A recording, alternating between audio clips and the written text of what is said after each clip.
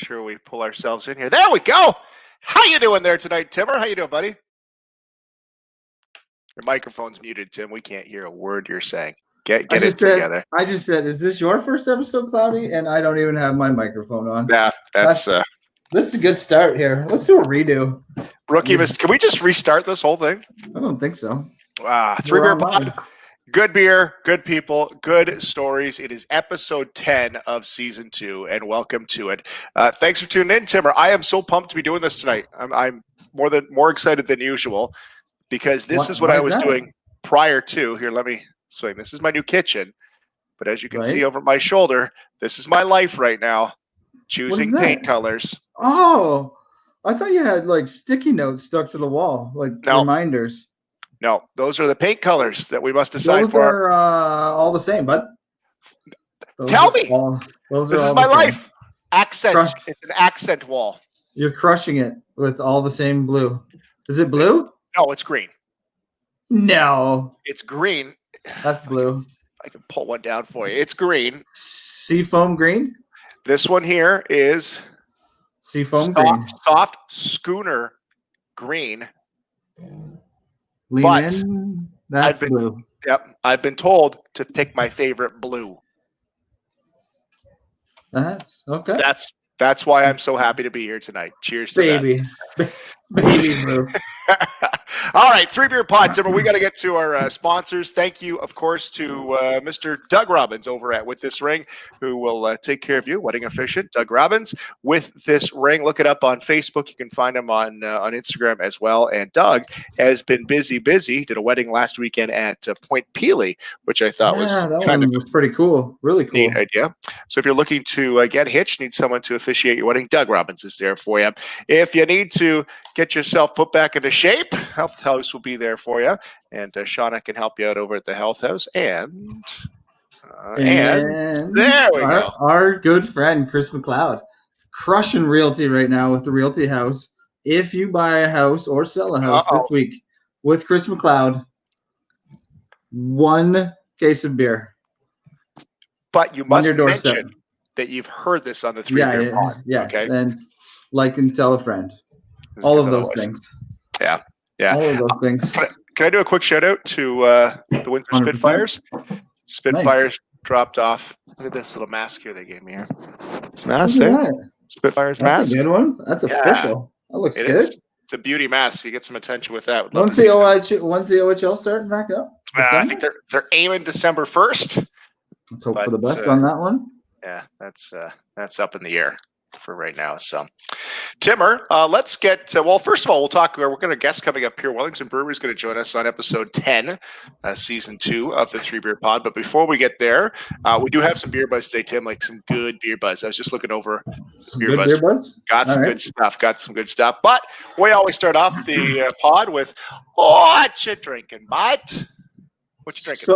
So we got sent. It's empty right now because I took all the beers out of it. This is would be a full Rising Tide collaboration mix pack from Wellington. So Wellington's going to join us here tonight, and they have 4 beers in this mix pack. So Cloudy's got 2, I've got 2.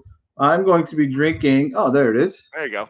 I'm going to drink the coffee cream ale. So this is by Wellington, and they partnered up with 4 different breweries. That's what we're going to talk about. One of the things we'll talk about with Wellington. So this is Wellington and Muskoka Brewery together for the cream ale. And then this is a West Coast Pale Ale with Wellington and Great Lakes Brewery, which is pretty awesome that those 2 came together. And then I'm going to finish it off with the Health Lager here, which is a great, easy drinking beer. I love this one. It's a go-to for sure. Well, that's what I'm going to start off with, Tim. Let's start off right there. You know, my favorite part about that, Tim, was you looking over the box of the creepily looking over. Yeah.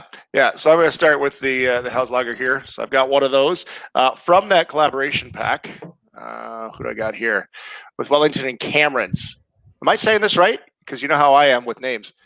Quebec IPA. Did I get that right? You nailed it. Crushing There we go. There we go. And this one with Nickelbrook, the dry hop sour blueberry and pear. So that's going to be number 2 for me tonight. Delicious. Okay. So I'll get into that. And since I got the week off, Timmer, I think I'm going to actually try to get 3 beers in tonight. So Chris McLeod going for the unprecedented 3 beers on the aforementioned 3 Beer podcast. So let's have it, Cloudy. All right. Should we jump in here? Should we get to it? Let's do it. All right, let's get to our guests here. Our guests from the Wellington Brewery. We're going to welcome in Jeff and Kyle. Let's pull them all in here right now. Kyle and Jeff. Guys, welcome to the show. How y'all doing tonight? Good. How are you? Very good. Very good. First of all, congratulations on 35 years. You guys don't look nearly old enough to be in there 35 years, but not there yet. Almost there. Wellington Brewery, Canada's oldest independently owned microbrewery, and it's awesome to have you guys on here tonight. Thanks for the hookup with the beers here this week. We got some good stuff. I guess, Tim, do we want to start with that collaboration pack? Yeah, let's talk about the collaboration pack because we're just diving into it. Like, might as well get at it here. Yeah, I could use it. Well, hey guys, hold on. Before we do that, Whatcha Drinkin tonight, bud? What are you drinking, Jeff? What do you got going on tonight? He's going to dive into the pack, I think, Cloud. Well, I got the whole so we'll see what I get to. I mean, I kind of drink almost professionally, but it is Tuesday. So I think I'm going to get into the West Coast Pale Ale first. I've been really digging that. Cool. Kyle, I saw you pulling some up there. What do you got grabbing? Yeah, I got the pack. I think I'm going to start with the West Coast Pale Ale too, actually. Very nice. Let's, there it is. There you go. It's delightful. There you go, everybody. Kyle, looks like you got some family on tonight. Saying hey. So we'll go. We should probably go full disclosure on this one, Cloudy. Yeah, fill us in, Timmer. That's my mom. Kyle and I are cousins, and I see a lot of family here in the live view. So a big shout out to all of the Coveney side. Trying not to get family drunk and make an ass out of myself in front of my family. Yeah, that would never happen. So start with this collaboration pack. What is this pack all about? I think, Jeff, you were just getting into it. Look at you poor guys, experts over there, eh? Jeff, tell us about this collaboration pack and what it's all about and how it all came about. Yeah, so the Rising Tides collaboration pack is a mix pack celebrating our 35th anniversary. And we kind of been doing mix packs for a while now, but for the 35th, we wanted to do something special. So we decided to look at our industry and kind of choose some of the mainstays that have been around for a while. And then we chose some of our favorites and tried to do some classic styles with maybe some like innovative twists to them. And mainly it was just all about having fun and being creative and innovative and sharing with this awesome industry that we're part of. Yeah, that's pretty awesome about the industry, the brewing industry, is how everybody works together. I think it's amazing that you guys were able to pull this off during COVID, though. So how do you get 4 breweries to come together to make this pack during a pandemic? I'm going to guess you guys planned this a little bit ahead of time and then saw this pandemic hit. So how do you still pull this off with 4 awesome breweries and you guys working together? How do you make this happen during a pandemic? Yeah, like you said, it was none of us were planning on this happening, pandemic. So we met in person with all the breweries before, way ago now, back in the old days. And we discussed what we wanted to make. One of the beers actually was brewed together. We brewed with Great Lakes in person. And then all the other ones were done virtually, kind of, set up a Zoom call or whatever and mash in and cheers the camera. And that's about the best we can do in this current climate. Yeah, and all the recipe development and stuff was done like via email and whatnot as well, which was kind of nice to be able to send like recipes back and forth. Yeah, sure. So how you get these 4 other breweries and that's one thing people learn quickly about the brewing industry is that collaborations, or not really collaborations, but friendships among breweries. They're not afraid to work with each other. They're not afraid to maybe promote that. We just saw it on the weekend, Timmer. We were over at Red Barn, and our friends over at Sons of Kent went over to celebrate with them as they're opening up the patio. But you see that a lot. Was there any difficulty getting these breweries on board? Was there more out there? Was there maybe another 4 that were willing to jump on board, or how did you choose these 4? We kind of went with, like Jeff was saying earlier, some breweries that have also been in the industry and are kind of like mainstays who have been around almost as long as us. Like, I think Great Lakes has been around just as long, 34, 35 years. Yeah, 34. I think we had asked maybe 5 or 6. We put the feelers out to, and these were the 4 that got back to us. So, Yeah, that's awesome. That's really cool. Tim, what do you got there, buddy? I'm still amazed by how long you guys have been around. What keeps Wellington at the top of their game? When you talk about craft beer, Wellington is always up there, but we're at 250 plus breweries here in Ontario now. What keeps Wellington at the top and people buying and you guys pumping out this great beer? What makes that happen? I think what keeps us on top is through our 35 years, we've really been able to hone in on some key beers, and we keep improving on them. But that being said, we're still not afraid whatsoever to innovate and try some really wacky stuff. And some of them fail, some of them are amazing. But I think the balance of like a very reliable core beers, and then also these really fun collaborations, really keeps us up there, as well as the staff that work at Wellington. Like, we're a giant family, and I know it's kind of a cliche to say that, but I mean, like, we are, and we're kind of known in the industry for being this really tight-knit group of people, and I think that really helps us keep up there. Yeah, I was going to say the same thing, just a willingness to innovate and kind of like reinvigorate our own branding. I think there was a beer blogger talking about our branding over the past 35 years. He was reviewing the pack as well, and he was showing like some of the old Arkle stuff from back in the 80s, and moving on to like the Duke, and which is like the dude riding the horse, which was like kind of branding in the early 90s, mid 90s, and then we switched to the boot. Like, when did we switch to the boot, Jeff? That would have been like 2010-ish. Yeah, 2010, around that time. And we just finally got a full-time like in-house artistic designer, director, or whatever.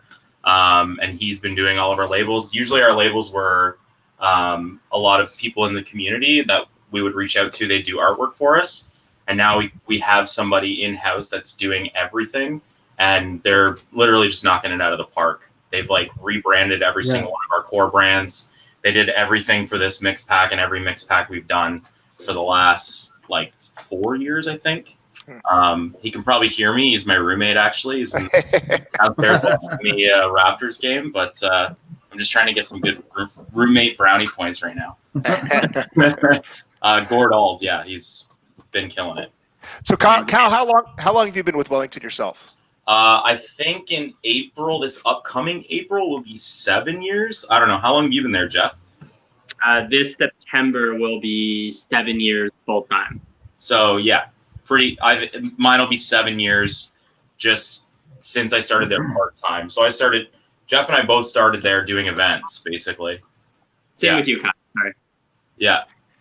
So in the brewing industry, in your line of work, a lot of us are fans and we drink beer, but like, is Wellington like the New York Yankees of craft beer in Ontario? Is it like the franchise that's been around, that's got the most wins? Like, is that how it works, or how does that? That's a funny analogy. We're the Chicago Cubs of the Ontario brewing industry. The Chicago Cubs. We're not right on the top. We have moments of brilliance. But people are always rooting for us. I think some of the biggest ones, obviously in Ontario, we got Steam Whistle. They're obviously the giant. Muskoka's a massive brewery. Amsterdam's a massive brewery. So I'd say we're probably in the top 5. Yeah. Bose is in there as well. But yeah, we're just in that top 5. That's all right. You get It could be the Detroit Tigers. Like, ouch. sorry, Timmer. Sorry, buddy. You guys mentioned the artwork, and you can definitely see it scrolling through. I was looking through the past releases here, how the artwork's kind of changed over the years, and I think that's one of the ways that you guys could help to stand out at the LCBO when people are walking through there, because that's a tough pick these days. I also read that you guys were one of the first to come up with putting it in cans to go to the LCBO. So can you talk to us about the difference between putting it in bottles and putting it in cans for you guys, and what that market looks like? I know a lot of people had the bottles, and everyone seems to go to the cans now in the brewery industry. And can you talk a little bit about why that is, and what that market kind of looks like right now?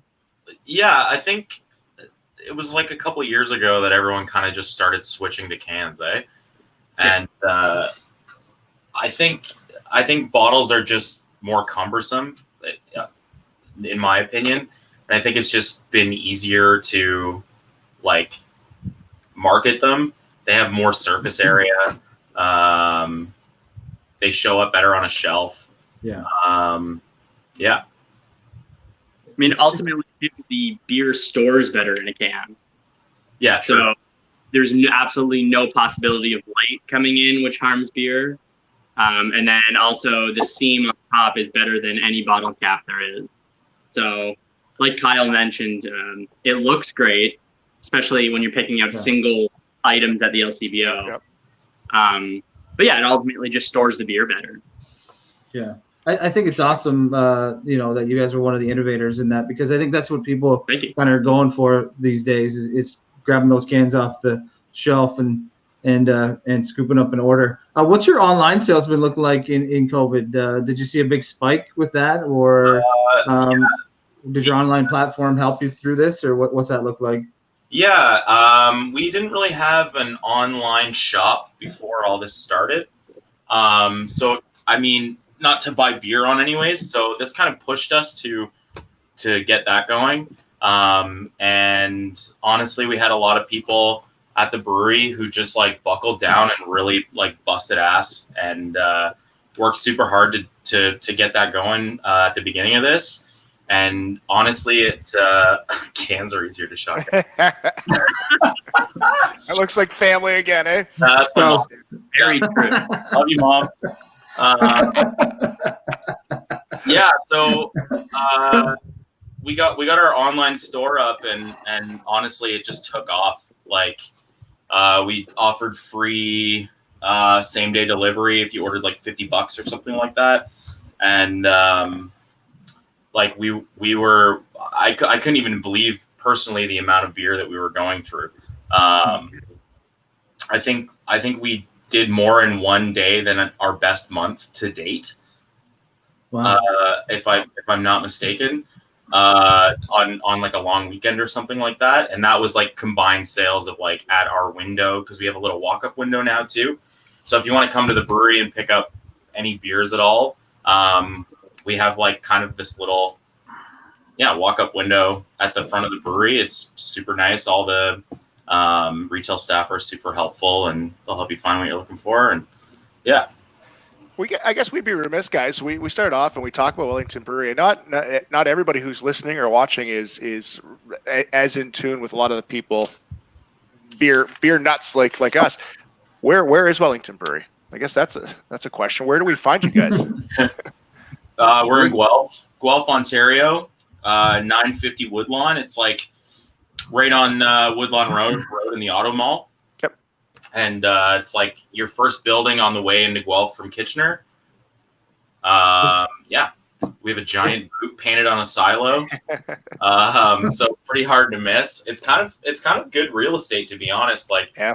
It's not great for like being super busy all the time, having people like on a patio or coming into the bar or whatever, but it's great as like a first stop, like coming into Guelph, and like being a Guelph staple. Like you can go to every bar in Guelph and get an SPA.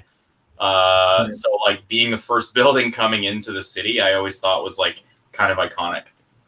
That's awesome. It's a great brew pub, and I had the chance to go there a couple of years ago with our good friend Darren Ebert here, friend of the show.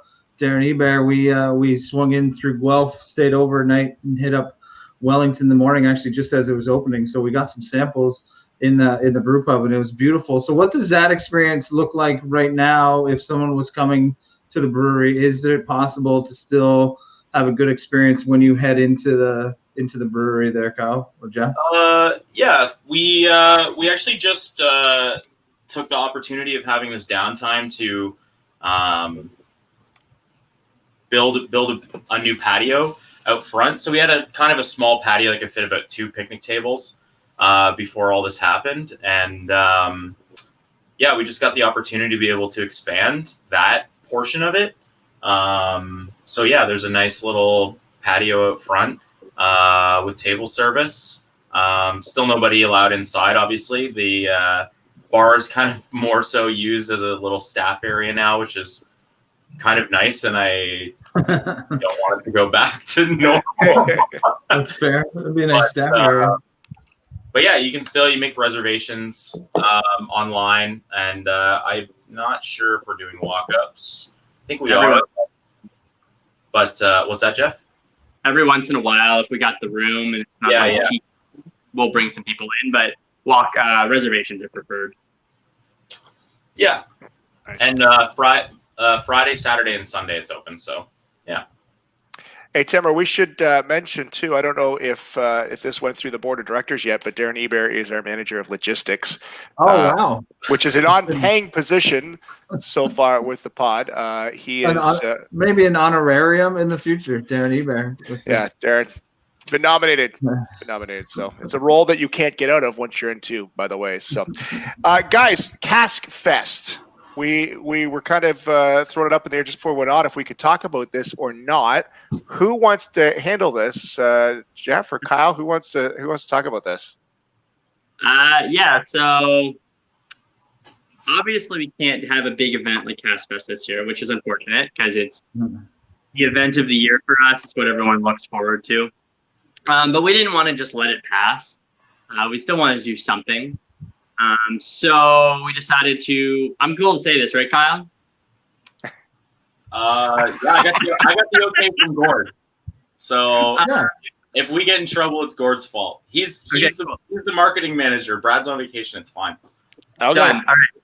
So we're coming out with a mix pack called Welly Canland, and it's going to be the best approximation of a festival in a box, basically. Yeah, that's a good description for it, for sure. Yeah. So it's going to have some fun collaborations in there. The Rising Tide beers will also be in there, and then just some other goodies. And they're going to a couple of core beers as well. Yeah, a couple core beers. It's going to be a 12-pack of beers. 8 of those are going to be collaborations. And then I think it's going for sale this weekend. Tuesday. On what was that, sorry? Tuesday. Yeah. Mark the calendar for that one. Yeah, Tuesday. Yeah, I think you can be able to buy 12, or we'll just double it up for maybe a little bit of a discount.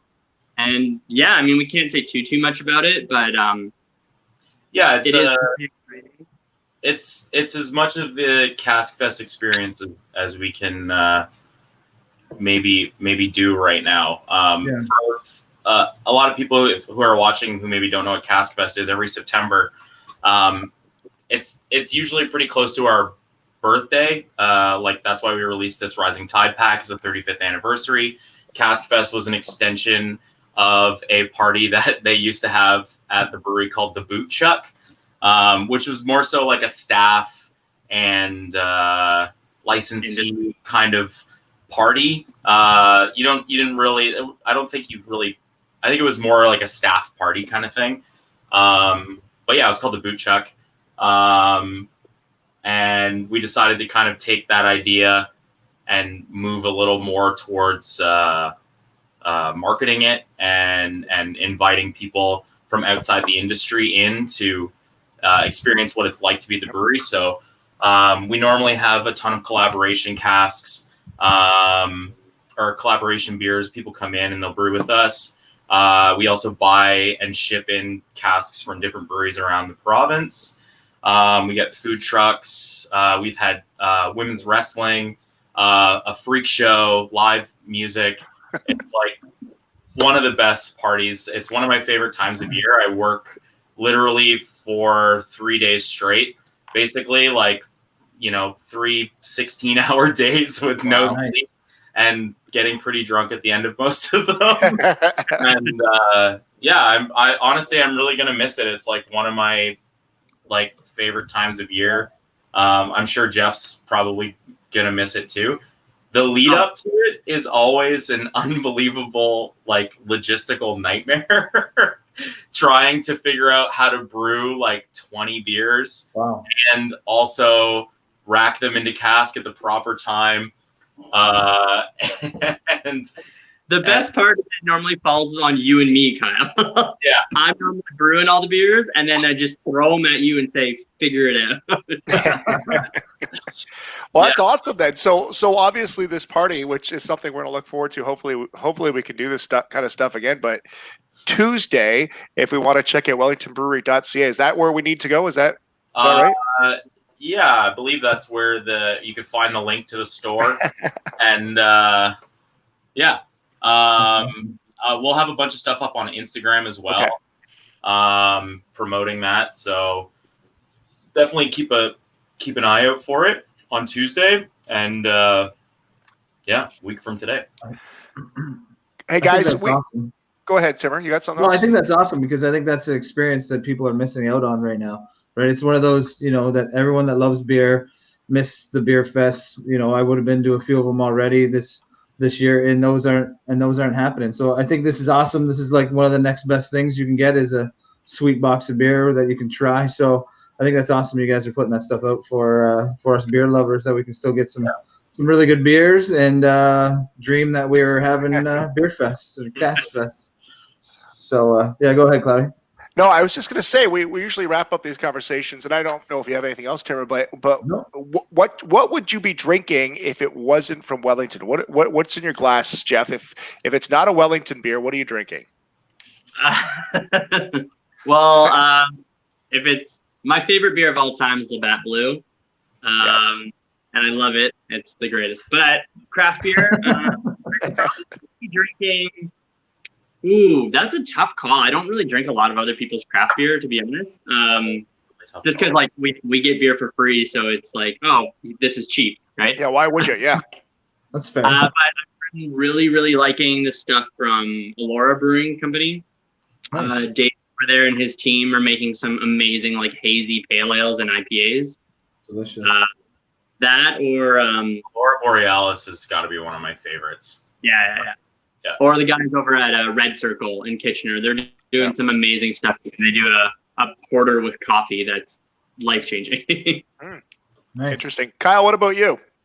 My go-to draft, which is only because it's at a lot of places that still kind of carry craft beer, but also still carry macro stuff, is Muskoka's Detour. I cannot get enough of that beer. It's goes down so easy. I'm super into Nickelbrook's Lost in Orbit. A nice low percentage hazy IPA. That's I'm usually buying stuff from Muddy York as well. If I get to the LCBO, I usually reach for their cans. I'm loving that beer lately, but yeah. Kyle, we have never awarded this, but we're excited to announce that you are the winner of the best mustache to ever appear on the pod. Congratulations. Thank you. That's fantastic. That's dazzling. I love that, man. That is dazzling. That's a solid stack. Covered in green dust, and he's all sweaty and covered in beer. Yeah, it's more so looks like this. Running frantically around the brewery. That's mustache. The award. I'll wait for my my award in the mail, my statue, mini statue. For sure. Yeah, Yeah. it's an award we didn't know we had, and finally have been awarded. But that's really awesome, guys. We really appreciate you jumping on the pod here tonight. This is really cool to get you guys on, and obviously a long history over at Wellington, and to meet a couple of the guys behind the scenes of what's going on over there. Was there anything else we should mention before we cut you loose here? Is there anything else that we didn't cover? Not that I can think of, no. It was going to be mustaches, but you're like, okay, you got that in there. So that's yeah. I was like, no one talked about my mustache. We catch everything here. That is awesome. Yeah, just thanks for everyone for their support through all of this, like for all the craft breweries, because I know a lot of craft breweries are doing really well because of this. It sounds weird to say, but yeah, just thank you everybody for your support to local businesses and trying to keep everybody afloat during this weird time. Yeah, I hear you, buddy. I hear you. Kyle, Jeff, Wellington Brewery, go online, track them down, get what you need at wellingtonbrewery.ca. Guys, thanks a whole lot for jumping on here tonight and appreciate it. Thanks a lot. Awesome. Thanks for having us. See you guys. Good to see you. Take care. Thanks, guys. See you later, bye. There you go. You'll catch up with Kyle at the next family reunion. Eh, Next Timmer? family reunion. Yeah. Bring some beers, Kyle. Actually, you know what? Kyle did bring some beers to the last Coveney family reunion, and it went well. It went really well. There was the rhubarb saison, I think, was the big hit, and my uncle Bev was getting into it with my dad. I'm not sure if they've ever experienced a rhubarb saison, but man, did they that day! And that led to some good laughs at the Coveney family reunion. Some good memories there with some Wellington beers. So Kyle, bring those back down again the next time we can get together. It was good times. There you go, wellingtonbrewery.ca. Thanks, guys. That is really, really cool. Hey, thanks to everybody for watching and downloading the podcast wherever you get your podcast too. So that's obviously the audio version. This is the video version. And thanks for your patience here tonight because we've got some new features with the background. Like Timmer, look at this. You just keep switching. Hey, like there's a lot of options now. Yeah. Camera one, camera two, camera one. I like it. So we're just figuring out how that works. But thanks to the guys, Kyle and Jeff, for jumping on here tonight. Timmer, we've got some beer buzz to get into here tonight. I got some good stuff. I don't know if you got anything here. I just wanted to mention the Red Barn patio. Jump with that. Our friends at Red Barn from season 1, episode 2. Yes. They jumped on with us then, and they were just getting things rolling, and things are rolling really well for them right now. The patio opened on Saturday, and it was open Saturday, Sunday this past week, and it sounds like it's going to be open Saturday and Sunday moving forward. Cloudy and I were able to make a reservation and go out there and check it out on the Sunday at 11 a.m., which is a great time to go to a patio. Oh, yeah. That was a great kickoff to a day. I'm not sure why that isn't every Sunday. But Denny hooked us up with some good beers and some really good stuff on tap there right now. That's the session IPA. Was that the English Farm? Yeah, English Farm. Yes, man, that was a good beer. And the 5 Acre Island on draft was delightful as well. I don't want to say how many we had, but it was good. 2-hour blocks that you can book it for, and I think they released them on Thursdays. Yep. That you can go online and book your weekend table. Red Barn for Red Barn. So yeah, good times out there. .com. All right. Also in the beer bus tonight, I got a bunch of things here to get to. Let's start with this one. Check out this happy boy right here. Look at that pooch, eh? Dog crushing beers. Bush has created a new beer for dogs. Look at that guy loving his beer. Because Bush has now launched a beer for dogs. It's called Bush Dog Brew, and it's non-alcoholic. I don't know why they had to put that in there. But it is? Apparently, yeah. Oh. They brewed it with flavors your dog will like, including bone-in pork butt, corn, and mint. Who is the next brewery to jump on that mix? I don't know, but why's it got no booze in it? Is that bad for dogs? I'm not sure why I'm leaning in again, like the dog's gonna lick me. Oh, come here, boy. I think my dog Norman was drinking today. He fell in the pool. It's never happened before. Quick thinking of my daughter just scooped him right out. Norman, all 6 pounds of him, fell in the pool because he was crushing Bush. For dogs. 4-packs are online, $10. Last I checked, they were all sold out. So you'll have to keep an eye for that. All right, Timmer. Last week we had a induction into the Beer Buzz Hall of Fame. Our first ever Beer Buzz Hall of Fame induction. It was Chad, wasn't it? Was Chad? Yeah, it was Chad. That's Chad. I got a couple of possibilities, okay, that might jump in here. So this is a story. I'm going to take this from City TV in Toronto. And this is a story. I'll let you have a listen to it. We won't watch the whole story, but the background here is that the Brass Rail is a gentleman's club. A gentleman's club in Toronto, and they had a COVID outbreak. So they went to check the contact tracing at the Brass Rail, and here's the story. There's no audio. There's no audio. All right. So the background here to this story is that the Brass Rail. There's the Brass Rail. Before. About a third of the people actually used their right names. Really? 66% of the people used fake names when visiting the Brass Rail so that they were unable to be tracked with the contact tracing. Did they think that people were just going to openly just throw out their name? Well, that's what you do when you go to restaurants, right? We did that at Red Barn on the weekend. We went to Red Barn. Red Barn. We went to Red Barn, not what you're talking about, and we put our name down. I used my real name. So, when you go to any other restaurant, you do that right now. They're contact tracing, right? So they can trace you. So now, obviously, some gentlemen had visited the Gentlemen's Club. And my nominee today, Tim, for the Beer Buzz Hall of Fame is the guys who openly use their real names. I think those guys deserve a nomination at least into the Beer Buzz Hall of Fame. So they use their real name, so we'll be able to track them down. Those are the real guys. Those are the real guys. Not a care in the world. They're like, Chris McLeod was here. What? You were? Upstanding citizens. That's right. Yeah. They're upstanding citizens doing the right thing in the name of public health. I appreciate them for their contact tracing. How many Ron Jeremys had visited? They have to track down. They should have at least Ron Germany. They should have at least listed the names of the guys, like the fake name, just to see. Wayne Gretzky. Gretzky was there. Oh, Pierre Elliott Trudeau. Yeah, there's got to be some gems that they threw in there. That's definitely a story that had me giggling quite a bit. So only a third of the guys were like, "Yeah, I'll use my real name. Whatever, I don't care." Don't care. Just checking the other 2/3 are just throwing out fake names. They don't use their name. Why do I got to use my name? I think the 1/3 were probably just going in for craft beer. For sure. Let's see what they have on tap here. I was gonna say, what is the craft beer list at the Brass Rail Club? Yeah, I don't think. I think that was the beer Bush reference.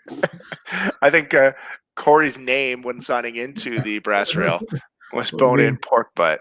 All right, so that's one nominee, Timmer. I got a couple nominees this week on the Beer Buzz this week, and we'll see who makes it. All right, so I will just read the headline of this next story, Beer Buzz. Okay, 4 men who blasted compressed air into a friend's rectum are jailed after a judge rejected their claim that it was a prank in Norway.